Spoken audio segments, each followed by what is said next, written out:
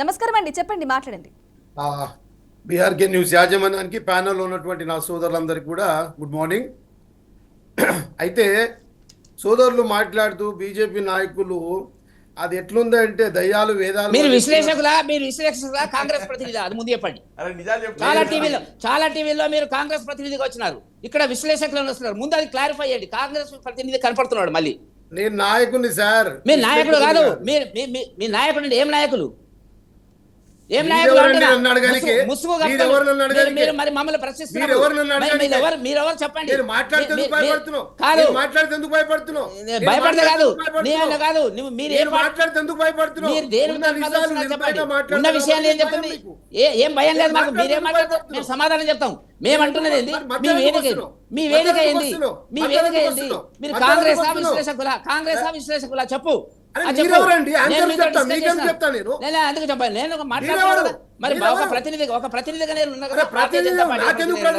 నేను ఎందుకు ప్రజలకు, మేము భారతీయ జనతా పార్టీ నేను అంటున్నది ఏంటంటే ముసుగు కప్పుకొని, పార్టీ ముసుగు కప్పుకొని, మేధావుల ముసుగు కప్పుకొని ఇవాళ ప్రజలను మోసం చేయడానికి మీరు వస్తున్నారు.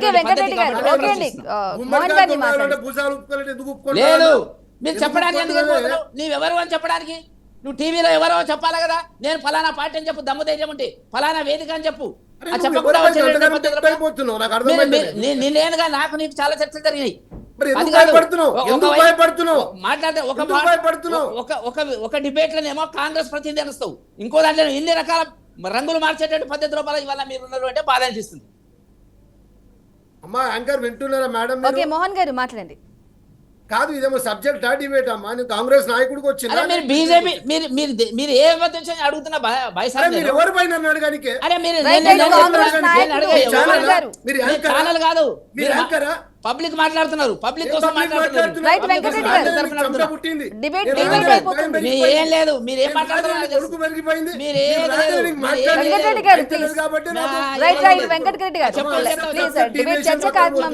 చెప్పు చెప్పు నువ్వు మాట్లాడే మాట్లాడుతావు, మాట్లాడు.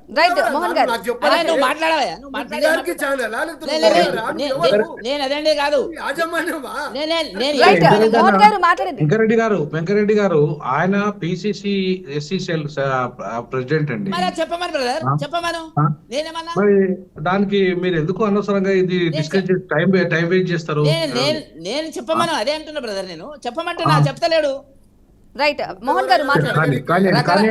మోహన్ అన్న కానివ్వండి. అయితే మేడం వినండి, నేనేమంటున్నా, ఇది బట్టగాల్సి మీదేసే ప్రయత్నమే. ప్రభుత్వం చాలా తేడా తెల్లగా ఉంది.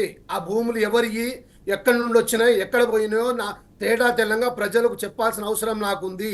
కేవలము ఈ బీజేపీ పార్టీలకు ఏమైపోయింది, తెలంగాణ ప్రాంతంలో మనగడకే ప్రమాదం వచ్చింది. ఎందుకు అంటే ఒక ఎస్సీ వర్గీకరణ తీసుకోండి, ఒక బీసీ బిల్లే తీసుకోండి. ఈరోజు స్వాతంత్ర భారతదేశంలోనే ఏ రాష్ట్రంలో బీజేపీ పాలిత రాష్ట్రంలో ఎక్కడ సన్నబియ్యం ఇచ్చే పరిస్థితి లేదు. కానీ ఈ రోజు నుండి తెలంగాణ రాష్ట్రంలో సన్నబియ్యం కార్యక్రమంలో మొదలవుతుంది.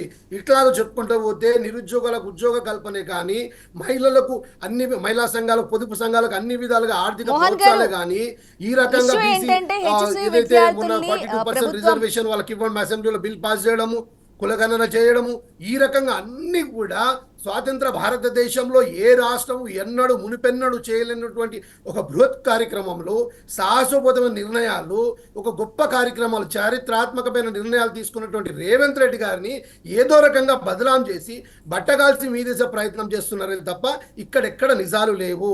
ప్రతి అంశంలో అభివృద్ధి విషయంలో కాళ్ళ తెలంగాణలో హెచ్సియు వివాదం అనేది కాకరేపుతోంది. బుల్డోజర్లు కూడా, జేసీబీలు, యూనివర్సిటీ స్థలాలు కూడా మోహరించడం, అలాగే విద్యార్థులను లాక్కెళ్లిన తీరు కళ్ళల్లో కారం పొడి వేసుకుంటున్నారు. ముఖ్యంగా అమ్మా, ఇది రంగారెడ్డి జిల్లాలో షేర్లింగంపల్లి మండలంలో దాదాపు బచ్చువలి గ్రామంలో సర్వే నంబర్ 25లో 400 ఎకరాల భూమి ఉందమ్మా. ఇది నేను ఆన్ రికార్డ్ మాట్లాడుతున్నా, ఇక్కడ ఉన్నటువంటి ప్యానెల్లో ఉన్నటువంటి ఎవరన్నా చూసుకోవచ్చు. అట్లాగే ఈ భూమి అమ్మ 2004లో రాజశేఖర రెడ్డి గారు ఈడ మన ఉమ్మడి ఆంధ్రప్రదేశ్కి ముఖ్యమంత్రిగా ఉండేవారమ్మ. దాని సర్వే నంబర్ 25 400 ఎకరాలు.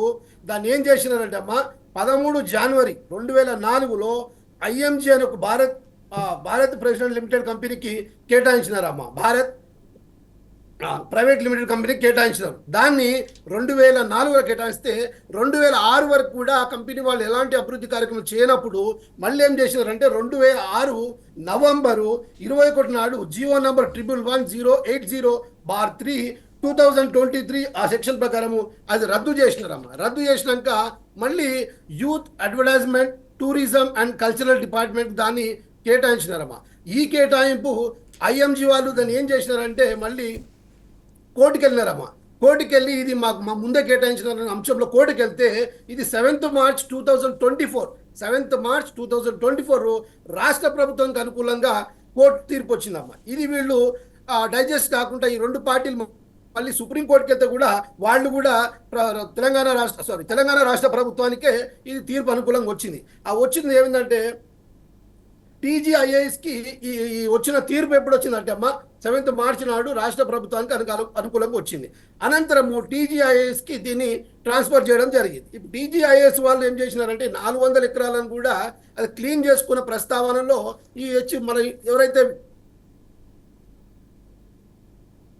ఈ యూనివర్సిటీ వాళ్ళు ఉన్నారో వీళ్ళు కలిసి రెవెన్యూ అధికారులు ఆధ్వర్యంలో ఈ హెచ్సిఐయు యూనివర్సిటీ వాళ్ళు ప్లస్ ఈ టీజీఐఏసి వాళ్ళు ఈ రెవెన్యూ ఆధ్వర్యంలో డిప్యూటీ కలెక్టర్ ఎంఆర్ఓ ఆధ్వర్యంలో బార్డర్స్ ఫిక్స్ చేసుకున్నారమ్మా. బార్డర్స్ ఫిక్స్ చేసుకున్న క్రమంలో మొన్న లాస్ట్ డేట్ టీజీఐఎస్ వాళ్ళకి 24 జూన్ 2024లో కేటాయించినారు. ఆ తర్వాత బార్డర్స్ ఫిక్స్ చేసిన సమయంలో ఈ పంచాయతీలు అవుతున్నాయి. వాళ్ళు క్లీన్ చేసుకున్న పని ఎవరికి అమ్మింది లేదు, ఎవరు కొనింది లేదు. కేవలము ప్రభుత్వాన్ని బదలాం చేసే ప్రయత్నం చేస్తున్నారు తప్ప నేను మాట్లాడింది ఏది కూడా ఊరికే నోట్తో మాట్లాడలేమో ఆన్ పేపర్ మాట్లాడినా ఆ సోదరులను కూడా పేపర్లో చెక్ చేసుకోమను. దీంట్లో కూడా ఉంటుంది కదమ్మా, ఫోన్లో కూడా ఆన్లైన్లో చెక్ చేసుకున్నా, గూగుల్లో చెక్ చేసుకున్నా ఉంటుంది. ఇది పెద్ద ఇష్యూ ఏం కాదు. ఊరికే ప్రజల్లో ఈ రెండు పార్టీలకు మనుగడ చెల్లినాయి. ప్రజలు ఈ పరిస్థితిలో వీళ్ళని నమ్మే పరిస్థితులు లేరు. కాంగ్రెస్ పార్టీకి ఫుల్ ఫ్లెడ్జ్డ్గా ప్రజల్లో ఆదరణ అభిమానం పెరిగింది. దీన్ని ఏదో రకంగా ఏ ప్రాజెక్ట్ చేసినా ఏ అభివృద్ధి కార్యక్రమం వెళ్ళినా నిజాలు లేవని ఈ సందర్భం తెలియదు. మరి విద్యార్థులను లాక్కెళ్లడం నిజం కాదంటారా? ఏదమ్మా విద్యార్థులను యూనివర్సిటీ విద్యార్థులు ఎవరైతే ధర్నా చేస్తున్నారో వాళ్ళను అదే పోలీసులు లాక్కెళ్లడం నిజం కాదంటారా? లేదమ్మా, నేను ఆ విషయం అనలేదు. స్థలం ఎక్కడిది, మన యూనివర్సిటీ 400 ఎకరాలని వేలమేయడానికి కాంగ్రెస్ ప్రభుత్వం సిద్ధంగా ఉంది అని చెప్పేసి కూడా రేవంత్ రెడ్డి పలు సందర్భాల్లో మాట్లాడినప్పుడు కూడా మనం చూసాం. మరి అదంతా నిజం కాదని నేను అదే అంటున్నామ్మా. ఊరికే కొంతమందిని ప్రవోక్ చేసి కొన్ని ఛానల్లో వాళ్ళకు సంబంధించిన కొన్ని ఫేక్ మీడియాను పట్టుకొని దాన్ని ఒక రాద్ధాంతం చేసి ప్రజల్లో భయభ్రాంతులు చేసే ప్రయత్నం చేస్తున్నారు తప్ప అక్కడ ముమ్మాటికి నేను చెప్పింది నిజం చెప్తున్నానమ్మా. మీరు అసలు ఆర్టీఐ చేసినా వెళ్తుందమ్మా. ఆ భూములు పాపం విద్యార్థులకు తెలియక పోయి వాస్తవానికి ఎవరైనా మన స్థలం పోతుందంటే ఆ ఫీల్ ఉంటుంది, ఆ స్పీడ్ ఉంటుంది, పోయి ఫైట్ చేస్తాం తప్పదు. కానీ వేరే నిజంగా ఆలోచిస్తే ఇది వాస్తవం అమ్మ. పిల్లల్ని ప్రలోభ చేస్తున్నారు. ఆ ప్రలోభలో కొంతమంది ఈ రకంగా పోవడం జరుగుతుంది. ఆ ప్రభుత్వ స్థలాన్ని కాపాడాల్సిన అవసరం ప్రభుత్వానికి ఉంది కాబట్టి ఈ సందర్భంలో కొద్దిగా గుంజేయడం అనేది జరుగుతుంది.